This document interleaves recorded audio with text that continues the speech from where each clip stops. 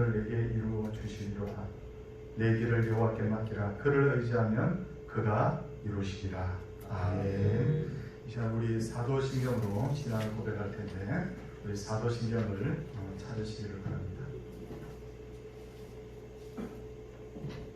함께 고백하겠습니다. 나는 전능하신 아버지 하나님 천지의 창조주를 믿습니다.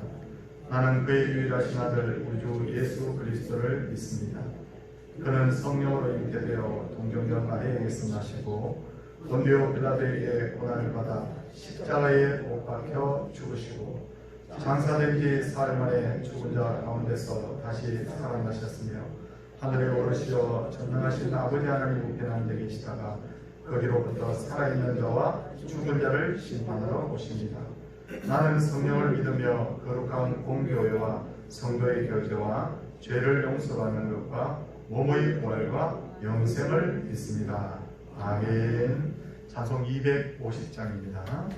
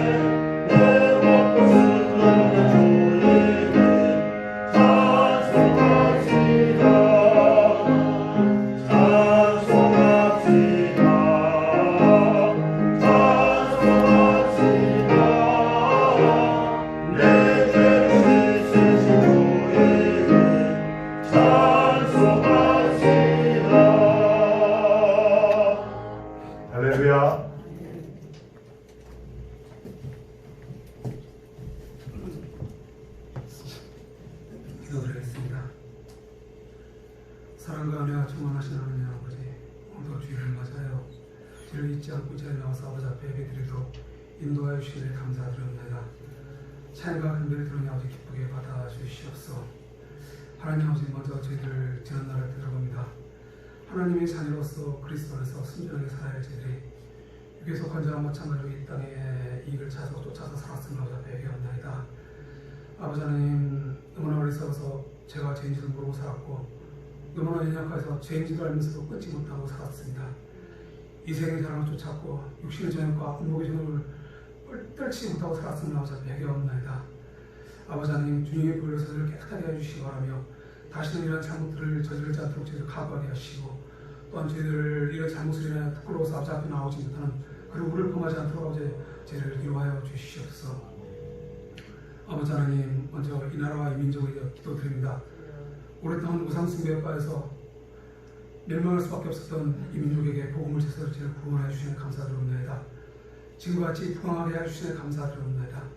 그럼에도 불구하고 저희들은 아버지를 잊고 아버지를 떠나 있으며 아버지를 대항하고 있습니다. 아버지의 공의의 법도가 이 나라에 바르게 세워지기 원하며 아버지를 두려워할 수 있도록 인도하여 주시기 바라며 또 한편은 고아와 과거와 나를 불쌍히 여겼던 아버지 그 사랑이 이 나라에 널리 퍼짐으로써 아버지 은혜를 깨닫고 모든 백성이 다시 한번 아버지 앞에 돌아올 수 있도록 인도하여 주시옵소서. 그러면서 온 백성이 아버지를 경배함으로써 지사사람 나라로 쓰임받아 세계 열방의 아버지 말씀을 전하는 귀한 사명을 감당하는 민족이 될 수 있도록 인도하여 주시옵소서. 여기 한국 교회들이 또 애쓰기 바라기를 바라옵나이다. 우리 서울동사교회와 또 동참하기 원하옵나이다. 아버지 하나님 저희를 모르는 데 힘쓰고 또 아버지를 사랑하고 경배하는데 또 애를 쓰게 하여서 또 흩어져서는 아버지 말씀을 열심히 전하여서 구원의 방주로서의 역할을 다할 수 있도록 인도하여 주옵소서.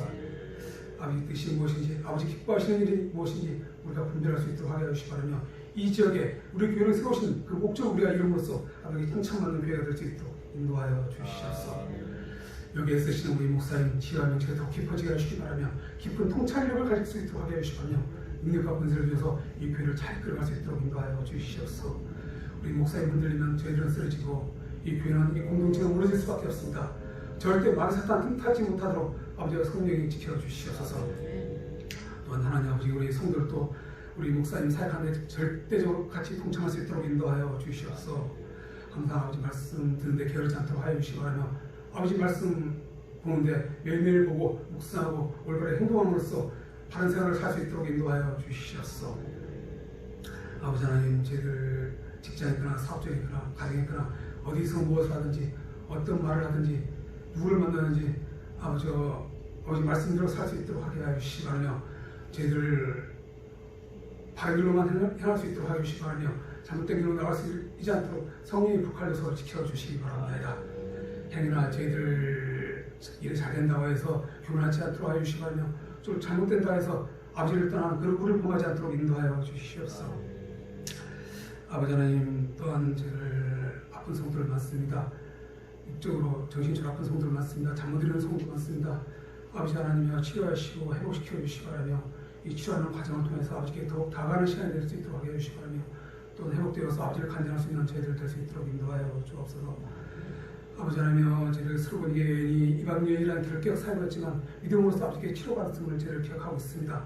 아버지 하나님이여 저희들 허물을 보지 마시고 저희들 믿음을 보시고 저희들 아픔을 치료하여 주시옵소서. 또한 하나님 아버지 저희들 여기 머리 숙인 많은 성도님들 각자의 소원들이 있습니다. 구하는 것이 있습니다. 아버지 찾으라 구하라 두드리라 했습니다. 열린다 했습니다. 아버지 하나님 저희들 아버지 앞에 끝까지 다가갈 수 있도록 하여주시기 바라며 야곱강가에서 야곱이 아버지를 끝까지 붙잡음으로써 문제가 해결됐듯이 저희들도 문제가 해결될 수 있도록 인도하여 주시옵소서. 행여나 그러나 저희들 구하는 것이 이 땅의 끝만 구하는 잘못 구하는 것이 있으면 아버지가 바르게 구할 수 있도록 인도하여 주시기 바라며 아버지 영광을 구할 수 있는 저희들 될 수 있도록 인도하여 주시옵소서. 오늘도 주의를 주일답게 보내게 하여 주시기 바라며 먼저 믿는 사람으로서 세상의 본이 되게 하여 주시기 바라며 선으로 악을 이기고 뱀과 같은 죄와 비둘기 같은 숙결한 마음으로 저희를 세상을 승리할 수 있도록 인도하여 주옵소서. 또한 입술로만 아니라 저희를 선한 사마리아의 삶을 삶으로써 행위로서 아버지의 영광을 드러나는 저희들 될 수 있도록 인도하여 주시옵소서. 아버지 하나님 그리고 마지막으로 바라보는 이 코로나 사태를 위하여 선교의 사역이 힘들어 우리 선교사님들과 또한 교회 운영하기 힘든 우리 미자교회와 그리고 소개의 감수로 힘들어하는 우리 성도님들을 아버지가 이루하시고 치료하시고 눈물을 닦아주시기 바라며 그리고 그 무엇보다도 아버지 하나님의 애매가 끊이지 않도록 아버지께서 지켜주시길 바라며 이 모든 것을 예수님 이름으로 기도드려 싸움나이다. 아멘.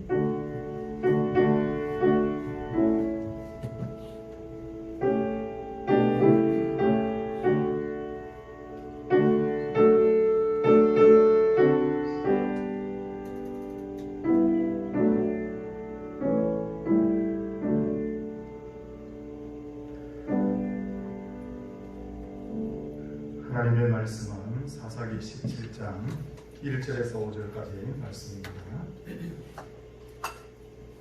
사사기 17장 1절에서 5절까지 말씀.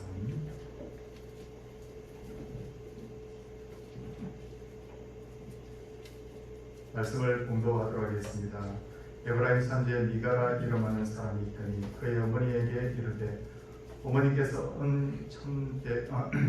은천백을 잃어버리셨으므로 저주하시고 내 귀에도 말씀하셨더니 보소서 그 은이 내게 있나이다.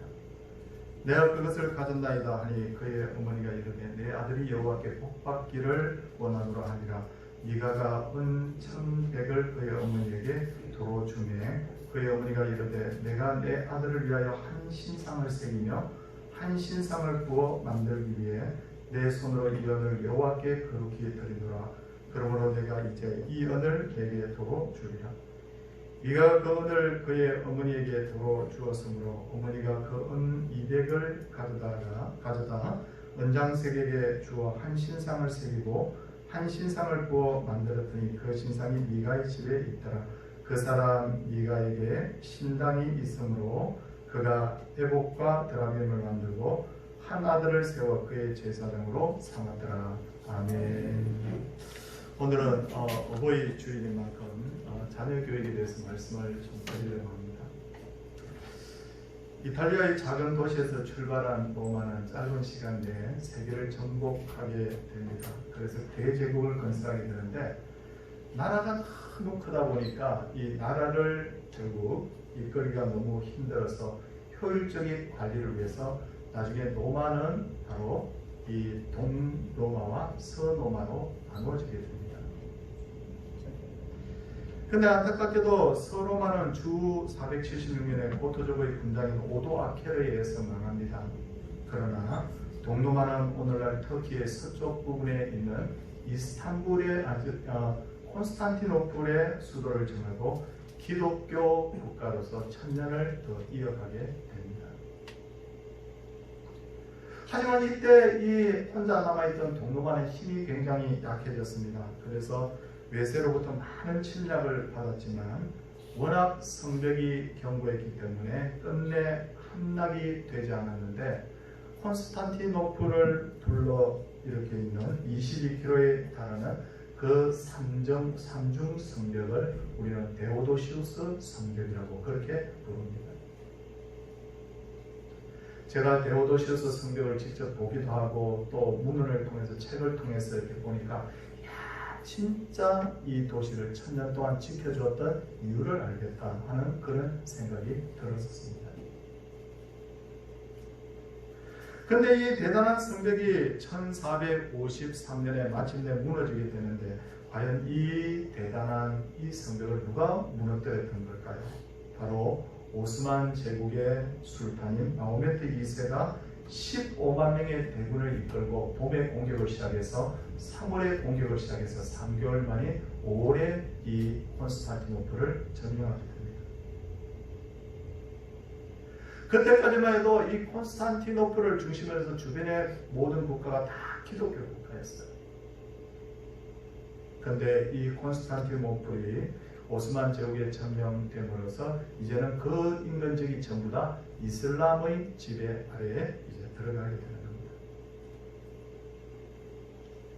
그렇다면 마호메트 2세는 어떤 방법으로 콘스탄티노플을 점령했을까요? 거기에 여러 가지 이유가 있습니다. 그 당시에 큰 대형 대포가 등장했다. 그것이 이유가 되기도 하고 전략적으로 굉장히 제가 시간방에서 다 말씀을 드릴 수 없지만 전략적으로 굉장히 우수한 어떤 그런 방법을 쓰기도 했지만 근데 그 중에 하나가 바로 가슴 아픈 사연이 등장합니다.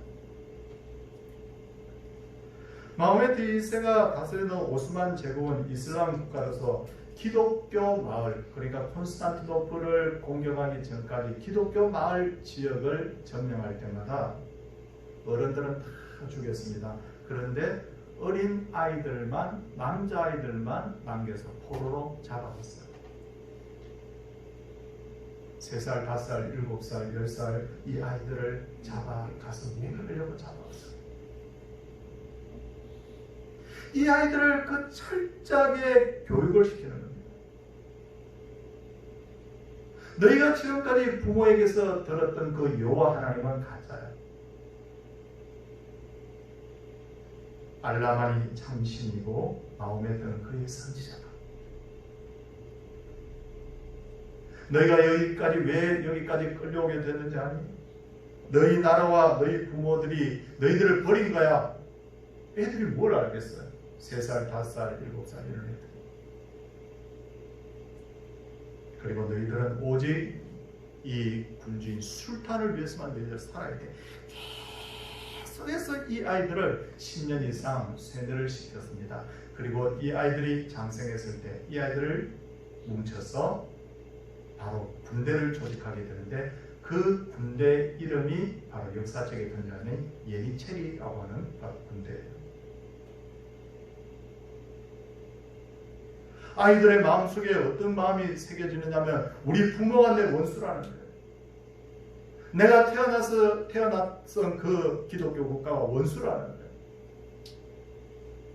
다음에 데이스는 콘스탄티노플을 공격할 때 이 예니체리 부대를 제일 중심에 내세웁니다.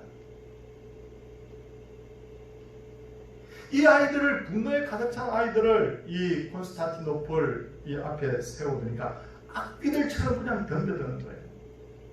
그래서 1000년 동안 점령하지 못했던 이 콘스탄티노플, 할아버지의 나라, 아버지의 나라, 어머니의 나라 콘스탄티노플이 이 기독교 가정에서 태어난 이 아이들, 포를 쫓겨갔던 이 아이들 때문에 결국 점령이 됩니다. 그리고 콘스탄티노플은 그 위에 이름이 이슬람식으로 바뀌는데 지금의 이스탄불입니다. 이스탄불.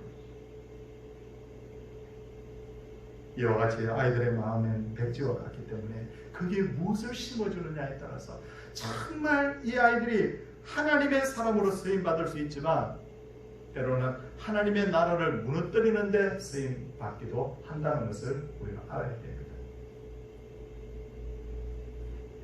이런 원리를 잘 알고 있었던 공산주의자들도 한 나라를 공산화시킬 때 주로 젊은이들을 세뇌시켰습니다. 중국의 초대 주석인 마오쩌둥, 모태동도 젊은이들을 세게 세뇌시켰죠. 그리고 자기의 권력을 공고하게 하기 위해서 이 젊은이들, 세뇌시킨 젊은이들을 이용을 하는데 홍위병이라고 하죠. 홍위병의 구성이 뭡니까? 거의 고등학생, 거의 대학생들이었어요. 공산정권에 반발하는 지식인들을 많이 죽였습니다. 엄청나게 많이 죽였습니다. 어린이와 젊은이들에게 잘못된 사상이 들어가면 이렇게 무서운 일이 일어나는데 이게 바로 교육의 힘이라는 거예요. 그래서 2000년 동안이나 나라를 잃고 방황하던 유대인들이 끝까지 붙들고 있었던 것이 뭐냐? 교육이었어요. 이 유대인들은 자손들에게 뭘 가르쳤느냐? 옷을 팔아서라도 책을 사라. 적들이 우리에게서 돈과 집과 가재두과 직장은 빼앗아갈 수 있을지 모르지만 우리의 머릿속에 들어있는 지식은 빼앗아갈 수 없는 거예요. 유대인들이 어디서 살든지 미국에서 살든지 러시아에서 살든지 동유럽에서 살든지 서유럽에서 살든지 아이들을 철저하게 교육했고 그들은 그 덕분에 나라를 잃은 지 2000년 만에 나라를 다시 되찾게 됩니다. 성도님들 한번 생각해 보십시오. 2000년 만에 나라를 다시 되찾은 나라가 세계에 어디 있습니까? 이게 교육의 힘입니다. 교육의 힘을 알고 있었던 루소는 이렇게 말합니다. 어린아이를 저에게 맡겨주십시오. 그러면 어떤 유형의 인간이든지 제가 만들어드리겠습니다. 어린아이들, 백지와 같은 아이들에게 내가 어떤 것을 심어주느냐에 따라서 어떤 유형의 인간이든지 만들어낼 수 있다는 것이 바로 루소의 바로 주장이었어요. 그러므로 신앙 교육을 언제부터 해야 되는가? 아이 때부터? 아니 젊은이 때부터? 학교 들어가기 전부터? 사춘기 지나서? 좀 자라고 나면? 아니라는 거예요. 신앙교육을 언제 때부터 해야 되느냐면 아이가 태어났을 때 뱃속에 있을 때부터 아이들에게 이 신앙교육을 할 필요가 있습니다. 그만큼 이 뿌리 교육이 중요한 거예요. 하나님께서 농부에게 씨앗을 주시듯이 우리들에게도 큰 아이들을 맡겨주시지 않고 씨앗과 같은 아이들을 맡겨주시죠. 이 씨앗을 누가 그리고 어떻게 키우느냐에 따라서 이 아이들이 썩어버리기도 하고 좋은 나무로 성장하기도 한다는 것을 알아야 됩니다. 신앙교육은 굉장히 중요합니다. 그렇다면 신앙교육에 있어서 아이들에게 무엇을 가장 중점적으로 가르쳐야 될까요? 한번 생각해 보십시오. 신앙교육도 생각해 보면 다양한 어떤 부분들이 있는데 무엇을 가장 중점적으로 가르쳐야 되는 걸까요? 일찍이 맹자는 사람은 태어날 때는 선하게 태어난다고 했습니다. 이걸 성선설이라고 하죠. 근데 순자라는 사람은 이렇게 이야기했습니다. 사람은 태어날 때는 악하게 태어난다. 이걸 성악설이라고 합니다. 성경은 뭘 말하고 있느냐면 이 두 가지 견해를 다 지지하고 있어요. 성경에 의하면 본래 인간은 선하게 지음받았죠. 뭘 보면 알 수 있느냐? 사람 지으신 후에 하나님께서 하나님 보시기에 좋았더라. 토 이렇게 말합니다. 무슨 뜻이냐면 하나님 뜻대로 지음받았다는 거예요. 창조 목적에 맞게 지음받았다는 거예요. 선하게 지음받았습니다. 죄를 알지도 못합니다. 그러나 아담과 하와가 타락한 후에 모든 인간은 죄성을 가지고 죄 가운데 태어나는 거예요. 그래서 다윗이 뭐라고 이야기하느냐면 내가 죄악 중에 출생하였으며 아니 태어났는데 내가 바로 죄짓지도 않았는데 내가 죄악 중에 출생했다. 태어나면서도 죄인이라는 거예요. 예레미야서 17장 9절을 보면 만물보다 거짓되고 심히 부패한 것이 사람의 마음입니다.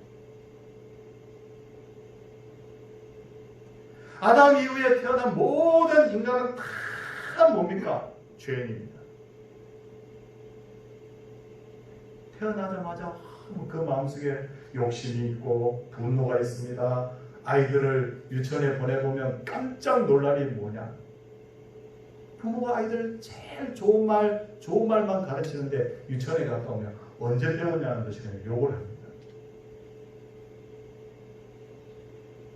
아이들 노는데 보면 그 천사 같은 아이들이 이거 내 거야. 나하고 안 놀아. 야, 저런 게 있었어? 저런 마음이 있었어? 저 아이에게? 자기 욕심대로 안 되면 떼쓰고 울고불고 합니다. 이와 같이 모든 인간의 마음에 뭐가 있습니까? 죄가 도사리 됩니다. 그러므로 우리는 아이들이 어렸을 때부터 아이들의 마음에 가장 핵심으로 심어줘야 될 것이 뭐냐면 예수 그리스도. 인간의 악한 모습과 죄의 문제를 해결할 수 있는 유일무이한 분이 바로 예수 그리스도입니다. 너희들 교회 올 때는 이렇게 와야 돼. 너희들 예배 드릴 때는 이렇게 드려야 돼. 이거는 방법적인 어떤 부분들이고 제일 핵심적으로 심어줘야 될 것이 뭐냐면 예수 그리스도. 예수 그리스도를 심어야 돼. 어렸을 때부터 제대로 신앙을 가르치면 아이들은 자라서도 그 신앙을 잘 지켜가게 됩니다. 제가 두 가지 예를 들겠습니다. 요셉 한번 생각해 보십시오. 요셉이 평생을 살면서 제일 힘들었을 때가 언제였을까? 형들에게서 미움받아서 애고로 팔려갔을 때, 보디발의 아내에게 미움받아서 감옥에 들어갔을 때, 저는 어느 것이 더 힘들었을까 생각하면 보디발의 아내에게 미움받아서 감옥 갔을 때가 제일 힘들었다고 생각합니다.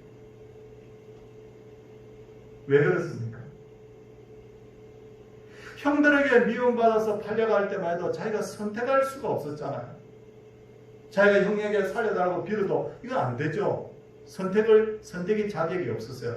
하나님께 맡길 수밖에 없었어요. 근데 보디발의 아내에게 미움받기 전에 먼저 유혹받았을 때 내가 선택할 수 있잖아.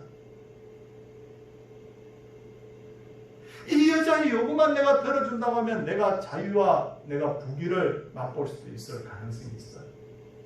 아마 모르긴 해도 보통 인간 같아서는 많이 갈등하고 흔들렸을 거예요. 근데 이 요셉이 흔들리지 않았던 비결이 뭘까? 여기에 비결이 있습니다. 17살 되기 전까지 아버지와 어머니로부터 신앙을 배웠다.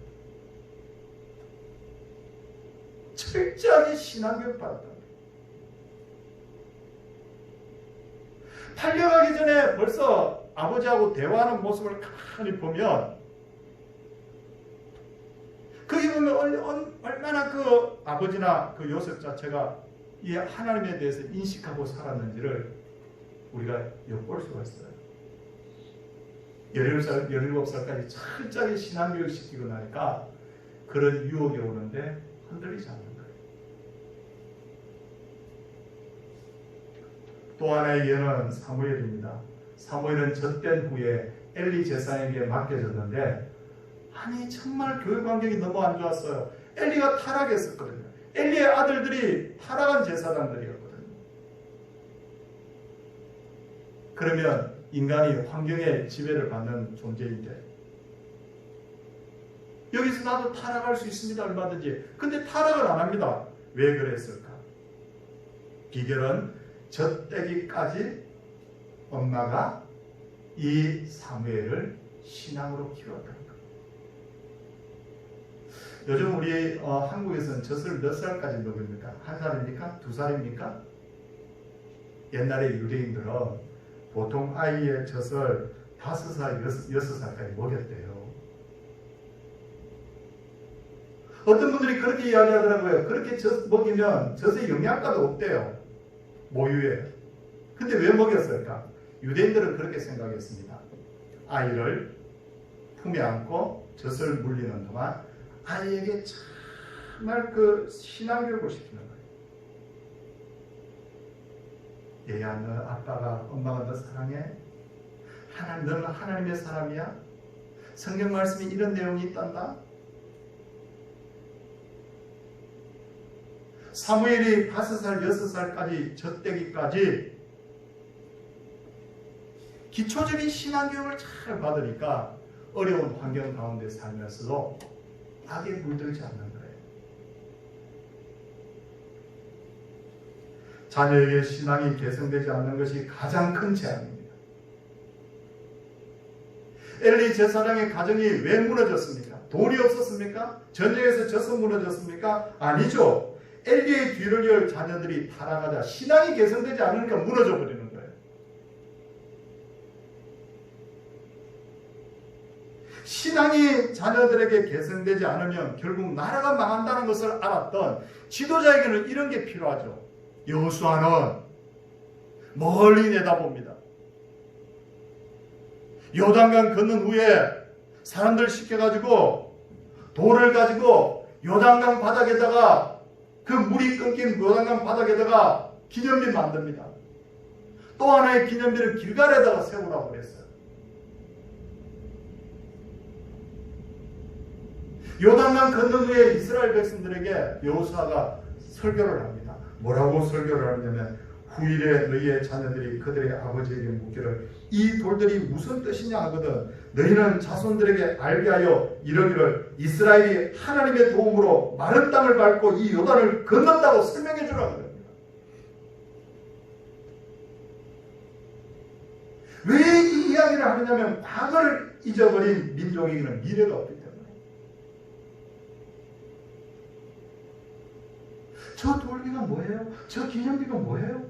왜 돌들이 저기 서 있는 거예요? 얘들아, 이 요단강이 하나님의 도움으로 너희들 끊어진 거야. 계속해서 심어주는 거예요. 그때까지 여호수아와 그 당시에 지도자인 장로님들이 살아있을 때까지는 이스라엘 백성들이 끝도 없었다고 성경에 그렇게 기록되어 있죠. 근데 여호수아 시대가 지나고 사사 시대가 딱 넘어가면 첫 번째 나오는 내용이 뭐냐면 여호수아와 그때 그 지도자로 있던 장로님들이 다 죽고 난 후에 이스라엘 문제였습니다. 성경이 그렇게 말하고 있어요. 자녀들에게 밥을 주고 음식을 주는데 뭘 가르치지 않느냐면 돌비의 그 의미를 가르쳐주지 않는 거예요. 저거 나도 몰라. 그 관심 가지지 말고 나 가서 열심히 공부나 해. 그게 사사시대예요.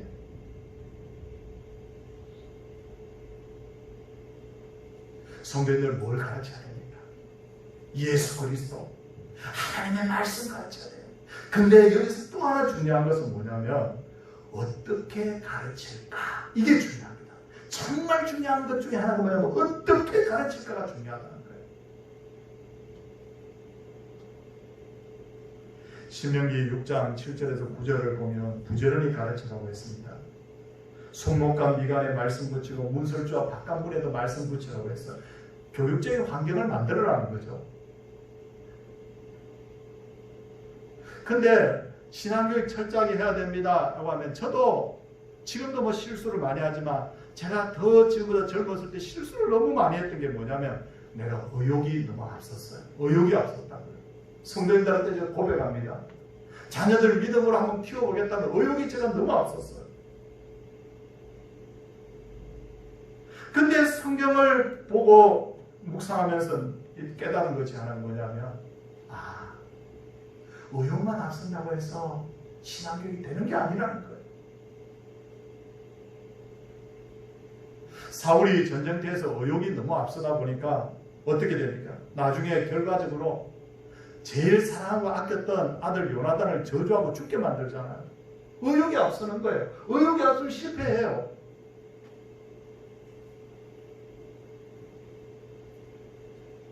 자녀를 가르치되 지혜롭게 가르쳐야 돼요. 시간을 두고 자녀를 기도하면서 관찰해야 됩니다. 제가 머리 쓰는 걸 좋아하는지, 몸을 쓰는 걸 좋아하는지, 어떤 말을 할 때 저 아이가 움직이는지, 무엇을 할 때 아이가 집중을 하는지 관찰해야 돼요. 그리고 중요한 것이 제가 계속 말씀을 드리겠지만 아이가 받아들일 수 있는 방법으로 아이를 가르쳐야 돼요.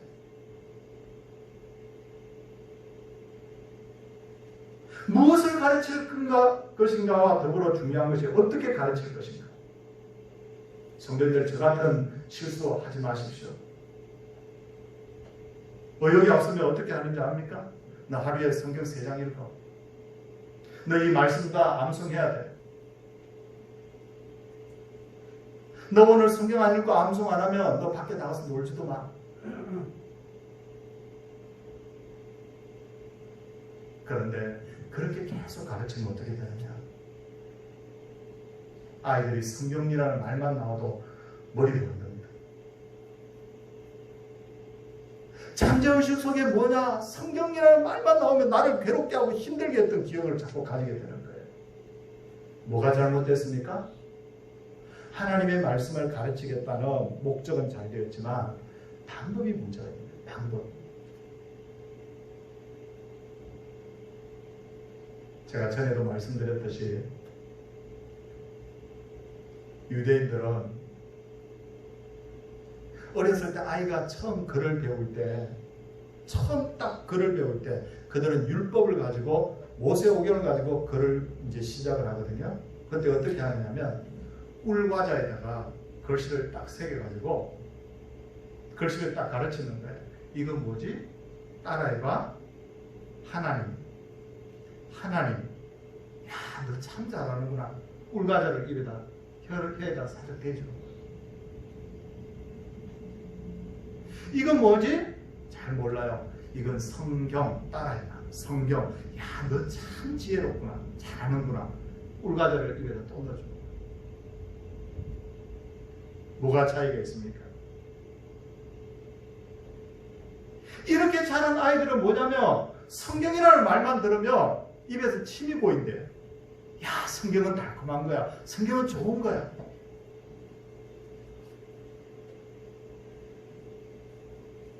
부모는 예수를 잘 믿고 자녀들을 어렸을 때부터 하나님의 말씀으로 가르쳤는데도 왜 자녀들이 엉뚱한 길로 가는가? 하나님의 말씀을 먹이지 않았으가 아니라 하나님의 말씀을 먹이는 방법에 문제가 있습니다. 그래서 오늘 설교의 제목이 뭡니까? 바르고 지혜롭게 교육하라. 바르고 지혜롭게 교육하라.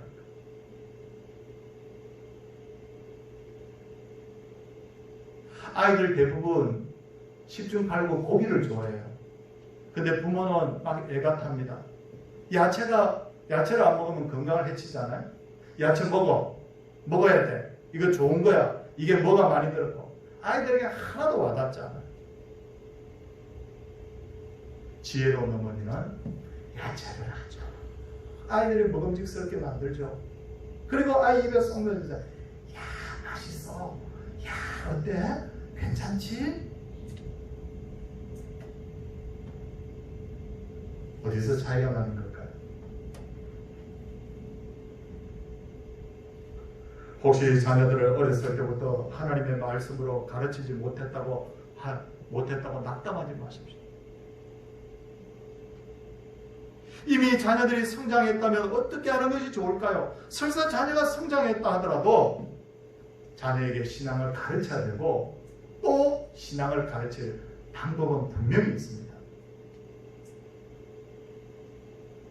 자녀의 나이가 30대, 40대입니다. 자녀들에게 한번 이렇게 말해 보십시오. 야, 이놈아, 넌 부모 얼굴 보고 싶지도 않냐? 너는 아버지 어머니가 어떻게 지내는지 궁금하지도 않아? 이겁니까? 아니면 얘야, 참 너희들 얼굴 보지도 오래됐는데 참 보고 싶구나. 바쁘겠지만 엄마 아빠가 너희들 얼굴 한번 볼 수 있겠니? 어느 거예요?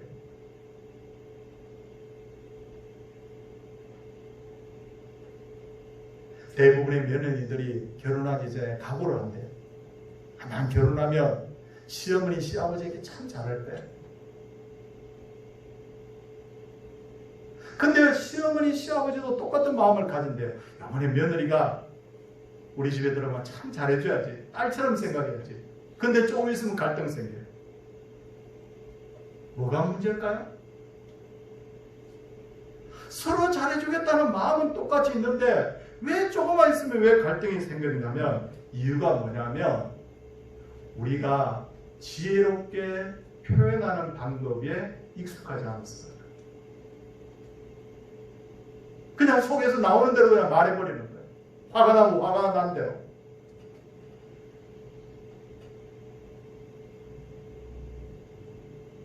오늘 성경에 등장하는 미가의 가정에도 자녀교육에 실패한 이유가 뭔지를 한번 볼 필요가 있어요.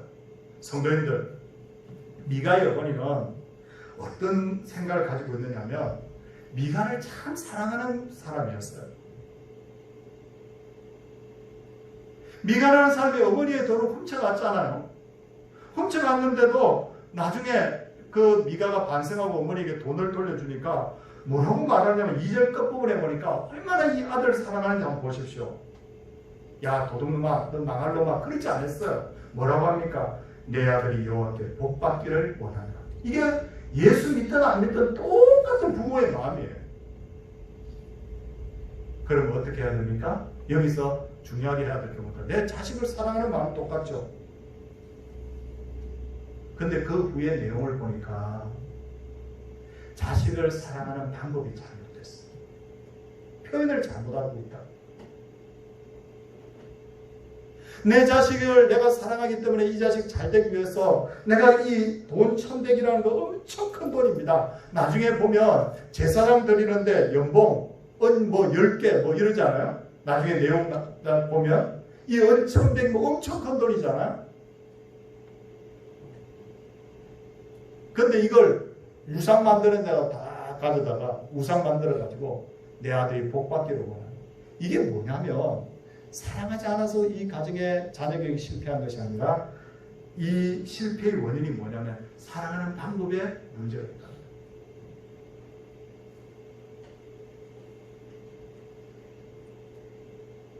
성도님들, 제가 주중에 제가 이 자녀 교육에 대해서 설교를 하기 위해서 책을 이렇게 여러 권 이렇게 보면서 그 중에 하나 읽었던 책 중에 하나는 뭐냐면 자녀를 위한 5가지 사랑의 언어라는 게 있어요.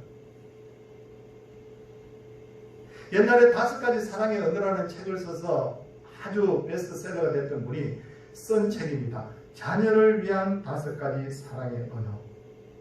여기서 핵심적으로 다루는 말이 뭐냐면요, 부모가 원하는 방법으로 교육하지 말고 자녀들이 받아들일 수 있는 방법으로 사랑을 표현하라. 부모는 계속해서 자녀 사랑한다고 말하고 있습니다. 부모는 제대로 된 길로 인도한다고 하는데 자녀는 사랑을 느끼지 못해요. 자녀는 공감이 안 되는 거예요.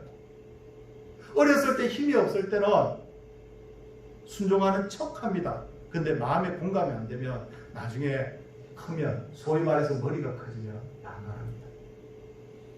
결국 실패합니다. 아이들이 사랑에 굶주리고 어긋난 길로 가는 것은 부모가 자식 사랑하지 않기 때문이 아니에요. 다 사랑합니다. 저도 사랑하고 저 길에 가는 저 불신자들, 예수 모르는 사람들 자식 다 사랑해요. 문제가 다시 한번 말씀드립니다. 사랑의 방법이에요. 신앙교육도 마찬가지입니다. 무조건 신앙을 주입하려고 하면 안 됩니다. 공감이 됩니까? 성도님들끼리도 대화할 때 한번 생각해 보십시오.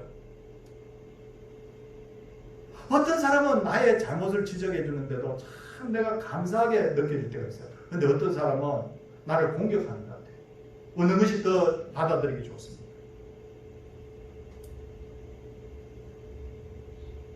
끝으로 신앙교육의 목표가 뭐냐? 디모데후서 3장 17절을 보면 하나님의 사람으로 온전하게 하며 모든 선한 일을 행할 능력을 갖추게 하는 것입니다. 하나님의 사람으로 온전하게 한다는 게 뭡니까? 성경 전체를 읽어보면 딱 주제가 하나로 와닿습니다. 예수 닮는 거예요. 이게 온전함이에요. 선한 일을 행할 능력을 갖추게 한다는 게 뭡니까? 선이라는 단어가 많이 성경에 나옵니다. 선이 뭘까? 저는 선이라는 것은 토브라는 그 단어에 다 들어있다고 봐요. 하나님의 창조 목적에 맞게 사는 거예요. 이게 선이에요. 근데 이게 내 마음대로 됩니까? 안 되죠. 근데 어떻게? 하나님의 말씀이 그 마음을 지배하게 되면 선을 행할 능력을 갖게 되는 거예요. 사랑하는 성도님들, 자녀들에게, 손주들에게 예수 그리스도를 심는 지혜로운 농부와 같은 그런 부모님, 그런 조부모, 조부모님이 되시기를 주의 이름으로 축원을 드립니다. 우리가 해야 될 가장 중요한 사명, 우리가 죽을 때까지 해야 될 가장 고귀한 사명이 뭐냐? 자녀 손들에게 예수 그리스도 심어주는 거예요. 자녀의 마음속에 예수 그리스도 심어주는 거예요. 하나님의 말씀을 자녀들의 마음속에 심어주는 거예요.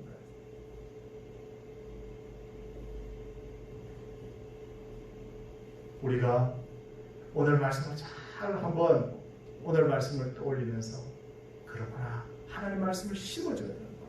이제 어떻게 심어주지? 어떻게 해야 되지? 우리가 무릎 꿇고 진짜 고민할 때 하나님께서 우리에게 지혜로운 길을 보여주실 줄 믿습니다. 예수 그리스도를 자녀들에게 심어주는 복된 가정 되시기를 주의 이름으로 축원을 드립니다.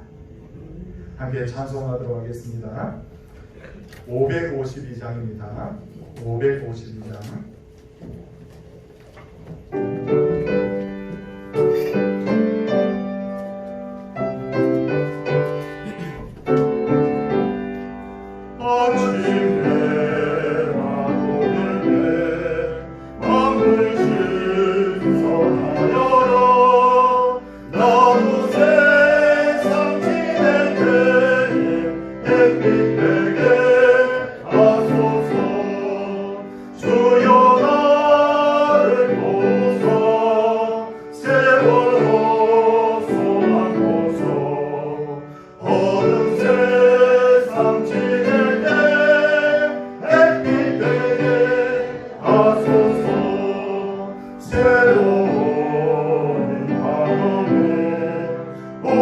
보람있게 보내도 주의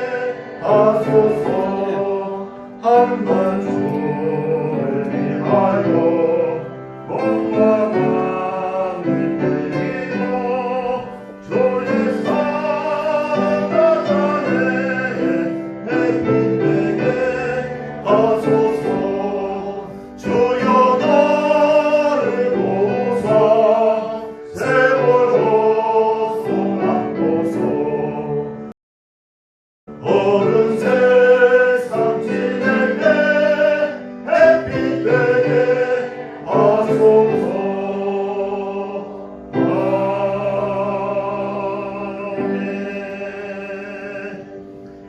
범사에 감사드립니다. 범사에 감사드립니다. 주님 범사에 감사합니다. 범사에 감사, 범사에 감사.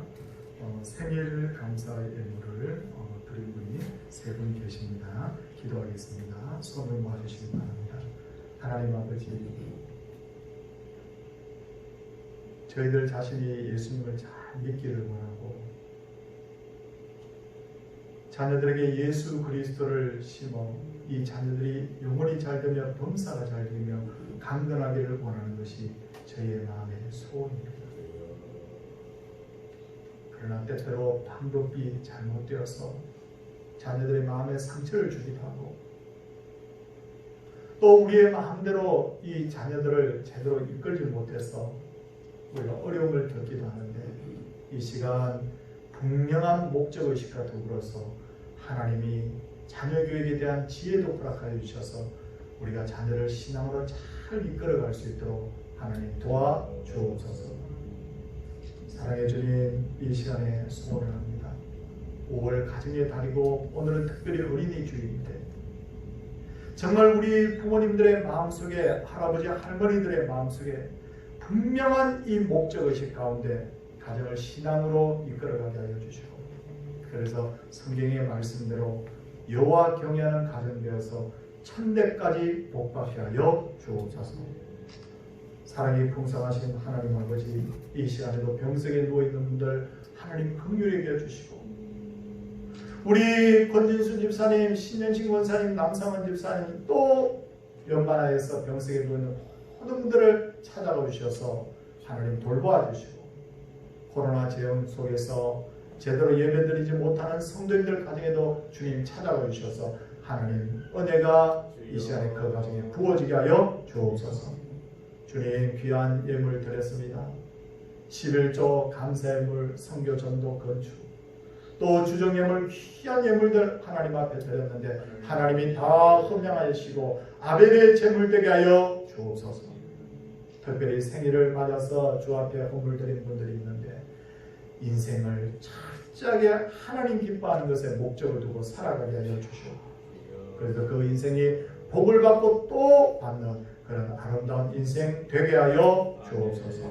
국가적으로 또 세계적으로 당하고 있는 어려움들 다 해결되게 하여 주시옵시고 고난이 지나면 그것이 유익이 되듯이 합력하여 선을 이루시는 하나님의 그 놀라운 역사가 이 땅과 열방에 나타나게 하여 주옵소서. 주 예수 그리스도의 은혜와 하나님의 사랑과 성령의 감동 감하심이 주의 백성들에게 이제로부터 영원토록 함께 있을지어다. 아멘.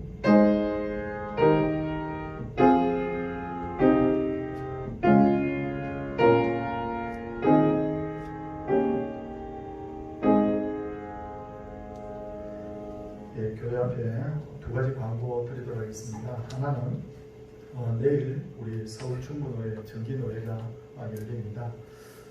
코로나가 조금씩 잦아들기는 하지만 그래도 아직은 좀 긴장을 해야 될 때죠. 그래서 철저하게 준비해서 우리가 노회를 하게 되는데 저와 우리 송천훈 장로님이 저희 교회 대표로 가서 회의에 참석하게 됩니다. 기도 부탁드리겠습니다. 그리고 이번 노회 때 우리 김건국 강도사님이 지금까지 열심히 주님의 종으로 이렇게 공부하고 준비해서 이제 시험도 합격하고 목사 안수를 받게 됩니다. 회의는 2시부터 있지만 회의 말미에 오후 7시에 목사 안수식이 있어요.